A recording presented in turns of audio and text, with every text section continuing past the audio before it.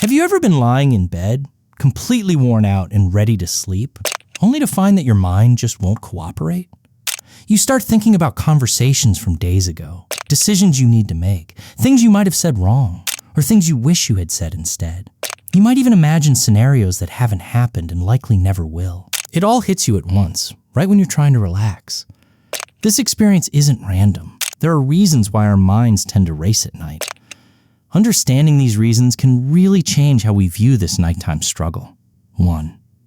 The day was too loud to think. Throughout the day, our minds are busy with all kinds of activities. Work, messages, talks with others, and moving around. This constant action acts like a shield, keeping tough thoughts pushed away because there's no room to think about them. But when nighttime comes, everything quiets down. The distractions fade away, and all those thoughts we've been avoiding get their moment to be noticed. It's not that our minds suddenly change at night. It's just that it finally becomes calm enough to hear what's been lingering. The tendency to overthink at night isn't really a nighttime issue. It's more about everything we've been too busy to process during the day coming to the surface. 2.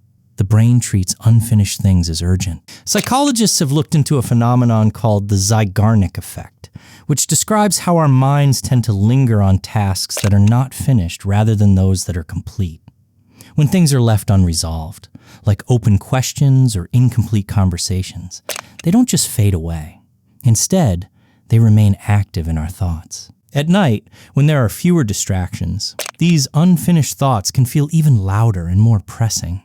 It may seem like your mind is working against you, but really, it's just trying to find closure.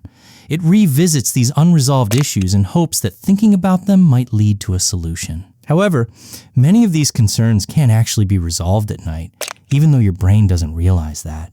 3. Lying still triggers the mind to move. There's an interesting twist to the experience of overthinking. When we stop moving physically, our minds tend to race even more. This happens because when we're still, we don't have to focus on things like balance or moving around, which usually take up mental energy. When that mental space opens up, our thoughts can rush in. For those who often think deeply, being still doesn't always bring peace.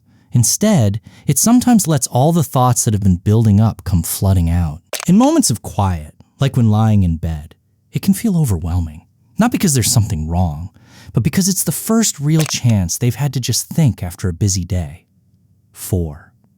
Night removes the illusion that everything is fine. During the day, people often keep themselves busy to avoid facing certain feelings. This can include anxiety about the future, regret about past choices, and confusion about relationships or decisions.